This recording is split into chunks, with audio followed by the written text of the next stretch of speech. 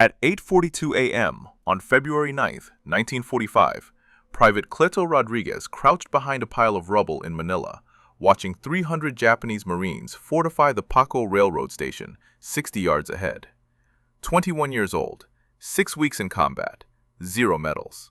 The Japanese had turned the elegant railway station into a fortress. Machine gun nests surrounded the building. Riflemen occupied foxholes around each gun position.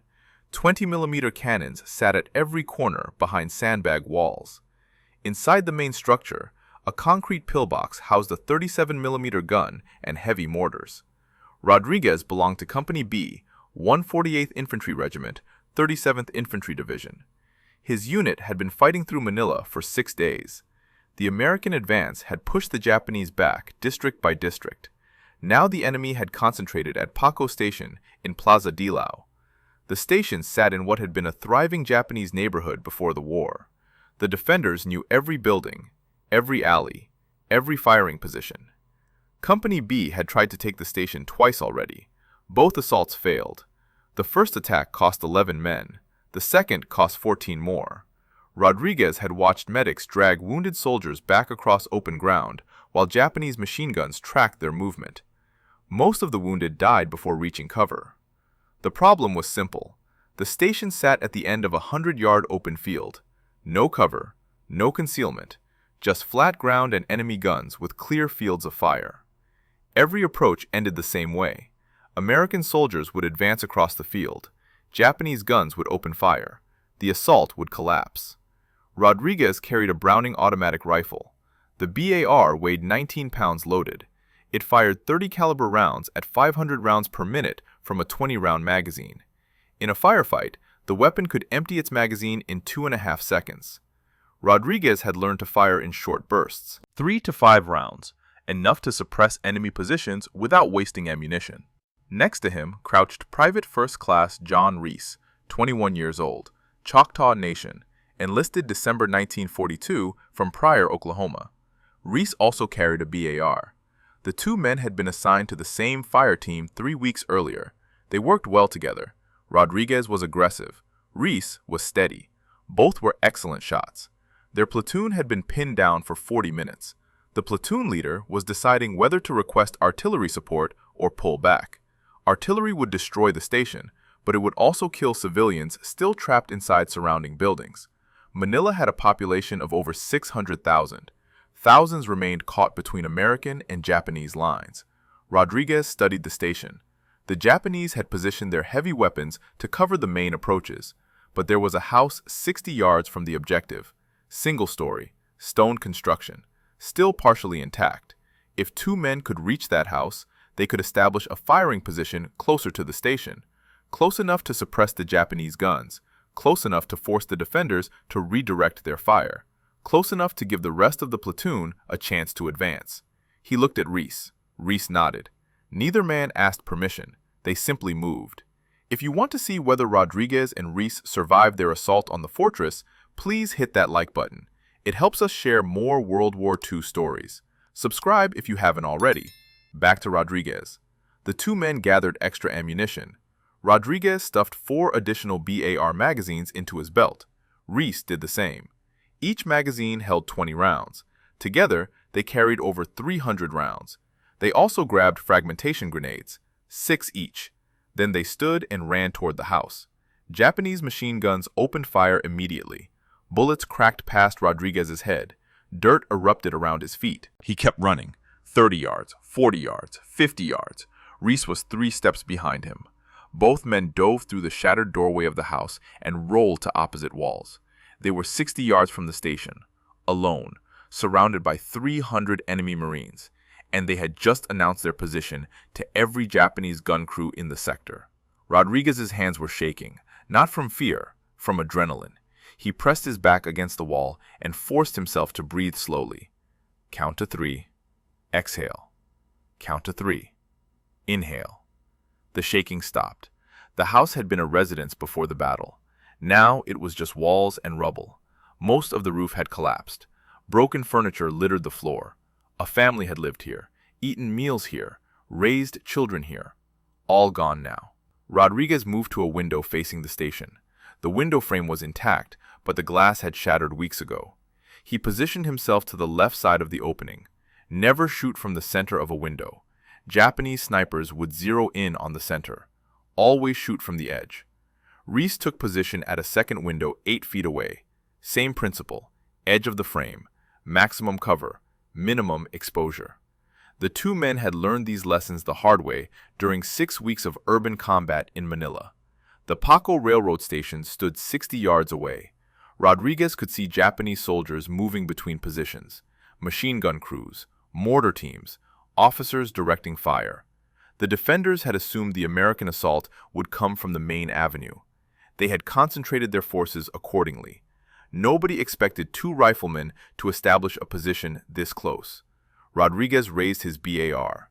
He selected a machine gun position 40 yards away. 2 Japanese Marines were repositioning the gun to cover a different angle. They were focused on the weapon, not watching their flanks. Rodriguez centered his sight picture on the gunner's chest. He squeezed the trigger. 3-round burst. The gunner dropped. His loader spun toward the sound. Rodriguez fired again. 4 rounds.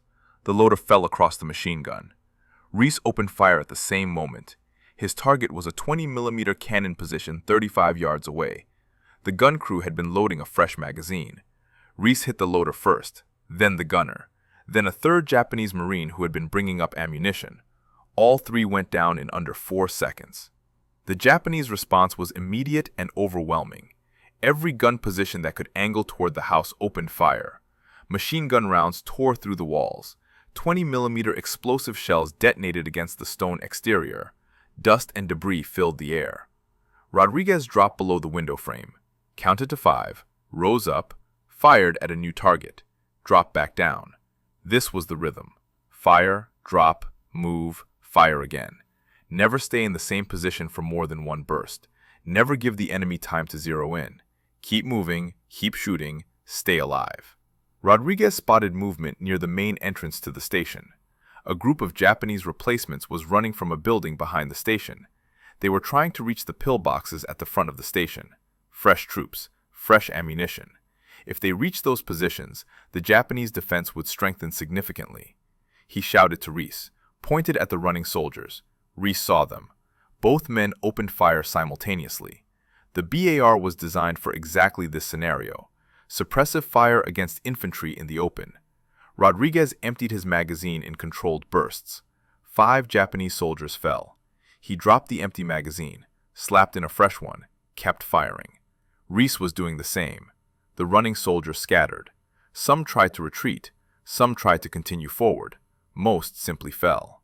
When the shooting stopped, more than 40 Japanese Marines lay in the open ground between the rear building and the station. The pillboxes remained unmanned. No reinforcements would reach those positions, not while Rodriguez and Reese controlled this house. Rodriguez checked his ammunition. He had fired through 3 magazines in less than 10 minutes, 60 rounds. He had 5 magazines remaining, plus the grenades. Reese was in similar condition. They had plenty of ammunition, but plenty only lasted as long as the Japanese gave them targets. The enemy changed tactics. Instead of trying to reinforce the front positions, they began concentrating fire on the house. Machine guns, mortars, the 20mm cannons. Every weapon that could angle toward Rodriguez and Reese was now directed at their position. The stone walls provided cover, but they would not hold forever. Already Rodriguez could see daylight through holes in the walls where shells had punched through. He looked at his watch. 9:17 a.m. They had been in the house for 35 minutes. It felt like hours. His shoulders ached from the weight of the BAR. His ears rang from the constant gunfire. His mouth tasted like concrete dust and gunpowder. Reese was reloading his BAR when the first mortar round hit the roof. The explosion collapsed what remained of the ceiling. Wooden beams crashed down. Rodriguez threw himself against the wall. A beam missed his head by inches. When the dust cleared, half the roof was gone. They were completely exposed from above, and the Japanese mortar crews had found their range. The second mortar round hit 30 seconds later, then a third. The Japanese had walked their fire directly onto the house. Rodriguez and Reese could not stay here. They had 2 options: retreat back to American lines across 100 yards of open ground, or advance 20 yards closer to the station where the mortar crews could not depress their weapons low enough to hit them. Rodriguez pointed toward the station. Reese understood immediately. Dead space. Every indirect fire weapon had a minimum range. Get close enough, and the mortars became useless. It was counterintuitive. Moving toward the enemy felt like suicide, but staying in the house was guaranteed death. They gathered their remaining ammunition. Rodriguez had 4 magazines left, 80 rounds. Reese had 5, 100 rounds, plus grenades. They would need every one. Rodriguez went first. He sprinted from the house toward a pile of rubble 20 yards closer to the station. Japanese rifles opened fire. Rounds snapped past his head. One bullet tore through his sleeve without touching skin. He dove behind the rubble. Reese was up and running before Rodriguez had fully taken cover. The 2 men moved in bounds, one running, one shooting, never both exposed at the same time. They reached the position 20 yards from the station. The angle was different here.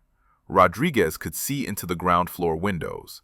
Japanese soldiers were repositioning inside, moving weapons, redirecting fire. They had not expected anyone to get this close. A heavy machine gun crew was setting up in a window 15 yards away. Rodriguez could see the barrel protruding from the frame. He pulled a fragmentation grenade from his belt, yanked the pin, counted 1, 2, threw hard. The grenade sailed through the window. 3 seconds later, it detonated.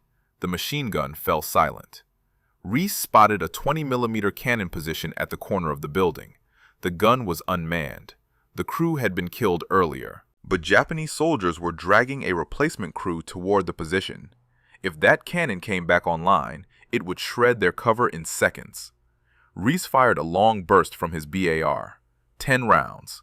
The first 2 soldiers fell. The others scattered. One tried to reach the cannon anyway. Reese fired again. The soldier dropped 2 feet from the gun. The cannon remained silent. Rodriguez was throwing grenades methodically now. He had studied the station's layout during the 40 minutes his platoon had been pinned down. He knew where the strong points were. Ground floor windows, the main entrance, the pillbox positions. Each grenade was aimed at a specific target, thrown hard, thrown accurately. He was not trying to kill every Japanese soldier in the building. He was trying to disorganize their defense, force them to abandon positions, make them react instead of act. It was working. Rodriguez could see movement inside the station becoming chaotic. Japanese soldiers were pulling back from windows, abandoning forward positions. Some were trying to reorganize. Others were simply trying to survive. The defensive line was collapsing. But Rodriguez and Reese were running out of ammunition. Rodriguez fired his last full magazine at a machine gun position. 20 rounds. The gun went quiet. He dropped the empty magazine and loaded his final one. 20 rounds left. That was all. Reese was in the same situation. He had 1 magazine remaining. They had been shooting for over an hour. The constant firing, the grenade throws, the movement under fire. Both men were exhausted. Rodriguez's hands were raw from gripping the BAR. His shoulder was bruised from the weapon's recoil. Every breath felt like inhaling broken glass. But they had achieved something remarkable. The Japanese defense had been concentrated and organized when Rodriguez and Reese first attacked. Now it was scattered and confused. Machine gun positions were unmanned. The 20mm cannons were silent. The pillboxes sat empty. Over 80 Japanese Marines lay dead around the station, and the 2 Americans were still shooting. Rodriguez looked back toward American lines. His platoon was still pinned down 100 yards away, too far to help, too far to provide covering fire. Rodriguez and Reese were on their own. They had always been on their own. From the moment they ran toward that first house, they had been fighting this battle with no support, no backup, no reinforcements. Rodriguez checked his ammunition one more time. 20 rounds, 6 grenades used, 0 grenades remaining. He looked at Reese. Reese held up 1 magazine, his last. They had maybe 3 minutes of ammunition left, maybe less if the Japanese counterattacked, and then they would have to withdraw, run back across that 100-yard killing field with empty weapons while 300 angry Japanese Marines shot at their backs. Rodriguez made the decision. They would withdraw. Not because they were afraid, not because they had failed, because staying here with no ammunition was pointless suicide. They had done their job, disrupted the Japanese defense, killed over 80 enemy soldiers, given their platoon a chance to advance. Now, they needed to survive long enough to see whether that chance mattered. The withdrawal plan was simple. One man would fire while the other ran, then switch, leapfrog back toward American lines, cover each other, keep the Japanese pinned down, make it back alive. Reese would go first. He was 3 years younger than Rodriguez, but he was the steadier of the two, more methodical, better at controlling his breathing under stress. Rodriguez trusted him completely. Rodriguez opened fire on the station, short, controlled bursts. He was not trying to hit specific targets anymore, just suppressing fire, keeping Japanese heads down, buying Reese time to move. Reese sprinted back toward the house they had occupied earlier.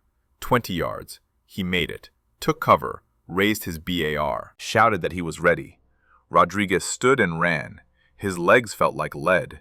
The adrenaline that had carried him through the past hour was draining away. Every step required conscious effort. Lift foot, push forward, land, repeat. Japanese rifles opened fire. Bullets kicked up dirt around his boots. One round passed so close to his face he felt the pressure wave. He reached Reese's position, dropped behind cover, gasped for air. Reese was up and running before Rodriguez had caught his breath. Back toward the next piece of cover, back toward the rubble pile, back toward safety.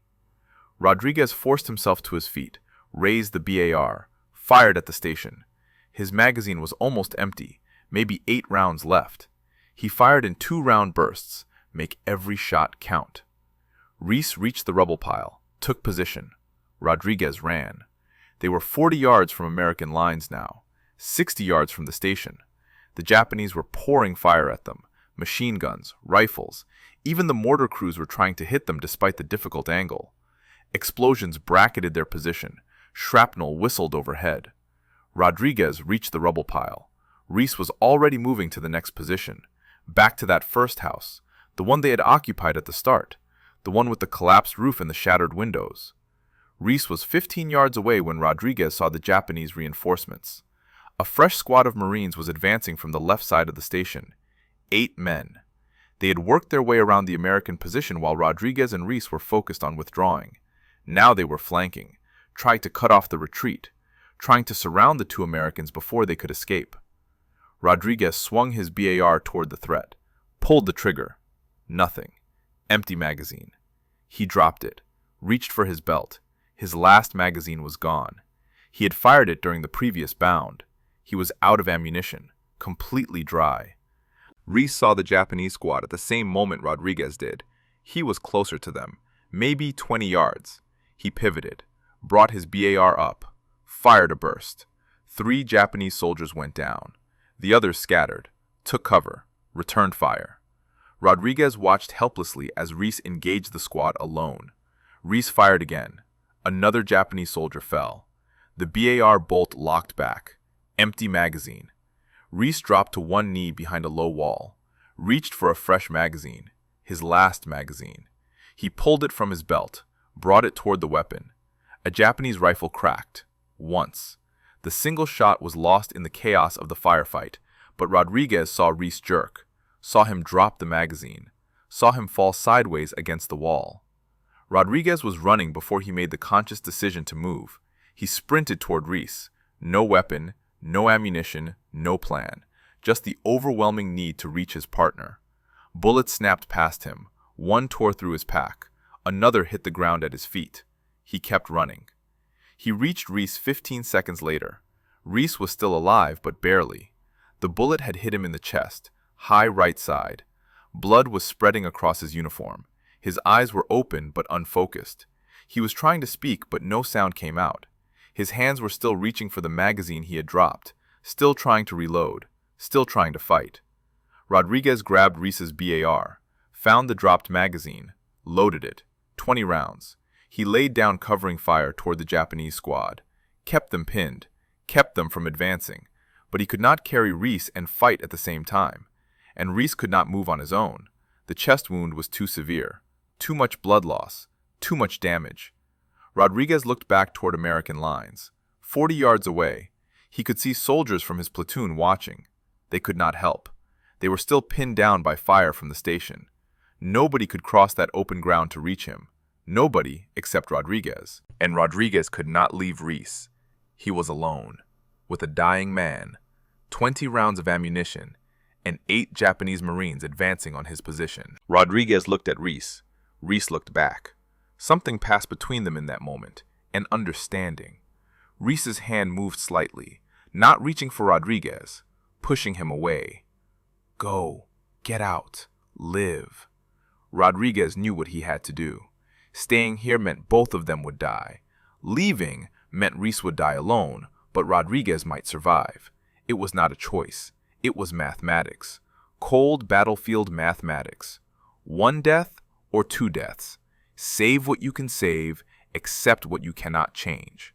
He fired a burst at the advancing Japanese squad, forced them back behind cover. Then he stood, turned toward American lines, and ran. He did not look back, could not look back. Every part of him wanted to stop, to go back, to stay with Reese until the end. But that was emotion. Emotion got you killed. Training kept you alive. And his training said run. So he ran. Japanese fire intensified. They knew he was withdrawing, knew he was vulnerable. Every gun that could angle toward him opened up. Rodriguez zigzagged, changed direction every 5 steps, made himself a difficult target, a moving target, an unpredictable target. 30 yards from American lines, 25 yards, 20 yards. He could see soldiers from his platoon waving him forward, shouting encouragement he could not hear over the gunfire. 15 yards, 10 yards. A bullet hit the ground directly in front of him. He jumped over the impact crater, kept running. 5 yards. Hands grabbed him, pulled him down behind cover. Behind the pile of rubble where his platoon had been pinned down for over an hour, where this entire assault had started. He collapsed, gasped for air. His lungs burned. His legs trembled. His hands shook so badly he could barely hold the BAR. Someone was asking him questions, the platoon leader, asking about Reese, asking about the station, asking about enemy strength. Rodriguez could not answer, could not form words. He just shook his head, pointed back toward the station, pointed at the bodies lying around the building, pointed at the silent machine gun positions, the unmanned cannons, the abandoned pillboxes. The platoon leader understood. He gave orders. The platoon stood, fixed bayonets, and charged across the open field toward the Paco Railroad Station. This time, the Japanese did not stop them. This time, there was no devastating machine gun fire, no 20mm explosions, no coordinated defense. Rodriguez and Reese had destroyed the defensive line, killed the gun crews, scattered the defenders, disorganized their command structure. The Japanese who remained were isolated, confused, unable to coordinate their fire. Company B took the station in under 10 minutes. The Japanese fought room to room, floor to floor, but the outcome was inevitable. By 10:30 a.m., the Paco Railroad Station belonged to the United States Army. The strong point that had stopped 2 previous assaults had fallen. The road to southern Manila lay open. The battle for the city would continue for another month, but this victory marked a turning point. Rodriguez watched from the American lines as medics brought Reese's body back. They carried him carefully, respectfully, laid him down away from the other casualties. Someone covered him with a poncho. Rodriguez wanted to go to him, to say something, to apologize for leaving, but he could not move. His body had finally given out. The adrenaline was gone. The fear was gone. Everything was gone except exhaustion. A medic checked him for wounds, found none, just exhaustion, dehydration, shock. The medic handed him a canteen. Rodriguez drank. The water tasted like metal. He drank anyway, emptied the canteen, handed it back, closed his eyes. He had been in combat for 2.5 hours, from 8:42 a.m. when he first ran toward that house until 11:12 a.m. when he collapsed behind American lines. 2.5 hours, 150 minutes, 9,000 seconds. It felt like a lifetime. Later, they would count the bodies. 82 confirmed Japanese dead directly attributable to Rodriguez and Reese. More than 40 killed by rifle fire. More than 30 killed by grenades and close combat. Everyone verified. Everyone documented. The 2 riflemen had killed more than a quarter of the station's defenders. 2 men against 300. The mathematics should not have worked, but they did. Rodriguez would not speak about the battle for 3 days, would not eat, would not sleep properly. He kept seeing Reese fall, kept seeing that final look, kept hearing the single rifle shot that had ended his partner's life, kept feeling the weight of the decision to leave him behind. On February 11th, 2 days after the Paco Station assault, Rodriguez's company attacked another Japanese strongpoint, the Philippine Legislative Building. Well defended. Heavy casualties expected. Rodriguez volunteered for the assault team. Nobody questioned why. They all understood. He was not trying to be a hero. He was trying to finish what he and Reese had started. The legislative building sat in the heart of Manila, massive stone structure, built in the 1930s, designed to house the Philippine Commonwealth government. Now it housed 3 companies of Japanese Marines who had turned it into a fortress even stronger than Paco Station. Company B had already tried to take the building once. That assault cost 43 casualties, 17 dead, 26 wounded. The Japanese had fortified every entrance. Machine guns covered every approach. Snipers occupied the upper floors. Artillery spotters on the roof called in mortar fire on American positions. The building had to fall. But nobody knew how to make that happen without losing half the company. Rodriguez studied the building from 200 yards away. The main entrance was a kill zone. Wide steps, no cover, perfect field of fire for the defenders. The side entrances were blocked by rubble and wire. The rear entrance was covered by machine guns positioned in the neighboring finance building. Every conventional approach was suicide. But Rodriguez was not thinking about conventional approaches anymore. Paco Station had taught him something. Get close. Get inside their decision cycle. Move faster than they can react. Hit them before they realize you are there. He spotted a weakness. A section of wall on the southeast corner had partially collapsed during earlier shelling. The rubble created a slope, climbable. It led to a ground floor window that appeared unmanned. If he could reach that window, he could get inside the building, behind the Japanese defensive line, inside their perimeter. The platoon leader asked for volunteers. Rodriguez stepped forward immediately. 3 other soldiers joined him. They were forming a 4-man assault team. Their mission was simple: get inside the building, create chaos, draw Japanese attention away from the main entrance, allow the rest of the company to attack while the defenders were distracted. They moved at 0600 the next morning, February 11th. Rodriguez went first. He crossed the open ground at a dead sprint. Rifle fire cracked around him. He reached the rubble pile, climbed, pulled himself up toward the window. A Japanese grenade landed 3 feet away. He kicked it back. It detonated in midair. Fragments tore through his face. Left cheek, just below the eye. Blood poured down his neck. He ignored it, kept climbing. He reached the window, dropped inside. Found himself in a large room. Storage area. Boxes stacked against walls. Dust everywhere. And 4 Japanese soldiers 20 feet away. They were manning a machine gun pointed toward the main entrance. They had not heard him enter. The grenade explosion outside had covered the sound. Rodriguez raised his BAR. The soldiers turned. Too late. Rodriguez fired. Full automatic. 20 rounds in 4 seconds. All 4 Japanese Marines fell. The machine gun went silent. Rodriguez dropped the empty magazine, loaded a fresh one, moved deeper into the building. The other 3 American soldiers were climbing through the window behind him. Rodriguez did not wait for them. He was moving on instinct now. Pure aggression. The same focused violence that had driven him at Paco Station. Find the enemy, kill the enemy, keep moving. He turned a corner, found himself in a hallway, 30 feet long, 3 doors. He could hear Japanese voices behind the second door. Multiple soldiers, maybe 6 or 7. They were talking calmly, casually. They did not know an American was 15 feet away. Rodriguez pulled his last grenade from his belt, yanked the pin, kicked the door open, threw the grenade inside, slammed the door closed, pressed himself against the wall. The explosion was muffled by the closed door, but he felt it through the floor. He waited 3 seconds, kicked the door open again, stepped inside with his BAR raised. 6 Japanese soldiers lay dead or dying in the room. Rodriguez checked each one, made sure they were no longer a threat, then moved to the next room. The building had dozens of rooms, dozens of defensive positions. Each one had to be cleared. Each one might contain Japanese soldiers ready to kill him. The fighting inside the legislative building lasted 4 hours, room by room, floor by floor. Rodriguez and his 3-man team worked their way through the southeast section while the rest of Company B attacked through the main entrance. The Japanese defense collapsed under the 2-front assault. By 1000 hours, the building was secure. Over 60 Japanese Marines lay dead inside.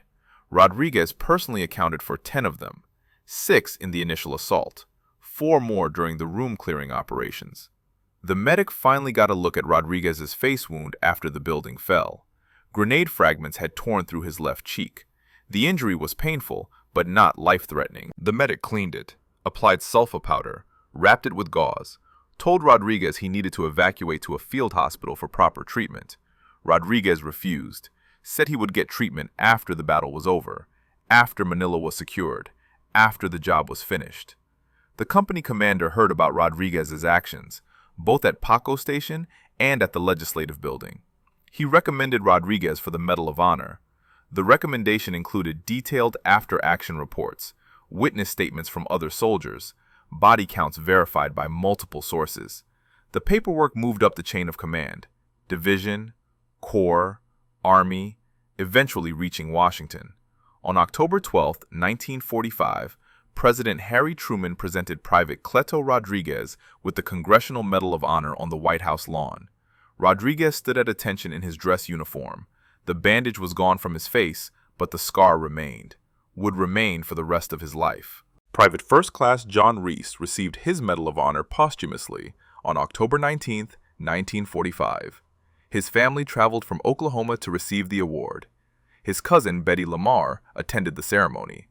She later said that Rodriguez had told her what happened in those final moments at Paco Station, how Reese had provided covering fire, how he had drawn enemy attention away from Rodriguez, how he had chosen to let Rodriguez withdraw first because Rodriguez had a family waiting back home. Reese was single. No wife, no children. He made the calculation. Saved the man who had people depending on him. Rodriguez received promotion to technical sergeant after the war. First Mexican-American to receive the Medal of Honor in the Pacific Theater. One of 6 Texans of Mexican descent to receive the award during World War II. He became the 5th person of Mexican ancestry ever to receive the nation's highest military honor. He returned to San Antonio in December 1945 to a hero's welcome. The city gave him a key to the city, parades, ceremonies, recognition. But Rodriguez did not feel like a hero. He felt like a survivor. Every time someone thanked him for his service, he thought about Reese, about the men from Company B who died taking Manila, about the 25 casualties from the first 2 assaults on Paco Station. Heroes were dead. Survivors just kept moving forward. Rodriguez left active duty in December 1945. He went to work for the Veterans Administration. He had dropped out of high school before the war.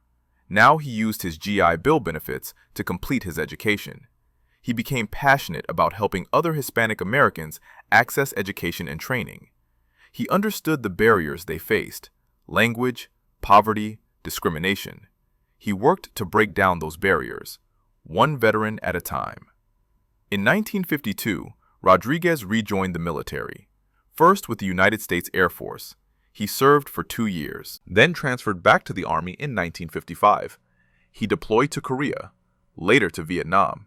He accumulated decorations beyond his Medal of Honor: Silver Star for the Legislative Building Assault, Bronze Star with Oak Leaf Cluster, Purple Heart, Asiatic Pacific Campaign Medal with 2 campaign stars, Philippine Liberation Medal. He retired from the Army in 1970 as a Master Sergeant. 26 years of total service. He had enlisted as a 19-year-old private with 0 combat experience. He retired as a senior non-commissioned officer who had served in 3 wars, who had trained hundreds of younger soldiers, who had passed on the lessons learned in places like Paco Station and the Legislative Building. Rodriguez married Flora Muñez on November 11, 1945. They had 4 children, Cleto Jr., Betty, Mary, Joe. He raised his family in San Antonio, worked, attended church, lived a quiet life. He rarely spoke about the war. His children knew he had received the Medal of Honor, but he did not display it prominently. It stayed in a drawer, with his other decorations, with the memories he preferred not to revisit. In 1975, the San Antonio School District renamed an elementary school in his honor, the Cleto L. Rodriguez Montessori Elementary School. It was the only school in the district named after a former student. The school still operates today, teaching children who mostly do not know the story of the man whose name appears on their building. A section of U.S. Route 90 in San Antonio was designated the Cleto Rodriguez Freeway. A rifle range at Camp Perry, Ohio National Guard training site, was named in his honor. Camp Perry hosts the National Rifle and Pistol Championships. Every year, thousands of competitive shooters use the Rodriguez range. Most do not know who Cleto Rodriguez was, do not know what he did in Manila, do not know about Paco Station or John Reese or the 2.5 hours that changed the course of a battle. On December 7, 1990, Cleto Rodriguez died in San Antonio. He was 67 years old. 45 years had passed since that morning at Paco Station. 45 years since he watched Reese fall. 45 years since he made the decision to run, to survive, to carry the weight of that survival for the rest of his life.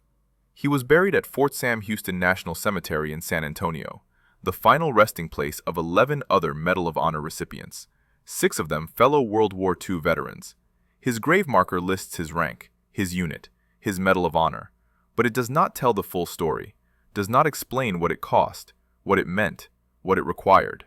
The Battle of Manila lasted 1 month, February 3rd to March 3rd, 1945. 100,000 civilians died, 16,000 Japanese soldiers, 1,000 American soldiers. The city was destroyed, 90% of the buildings damaged or demolished. It was the second most devastated Allied capital of World War II after Warsaw.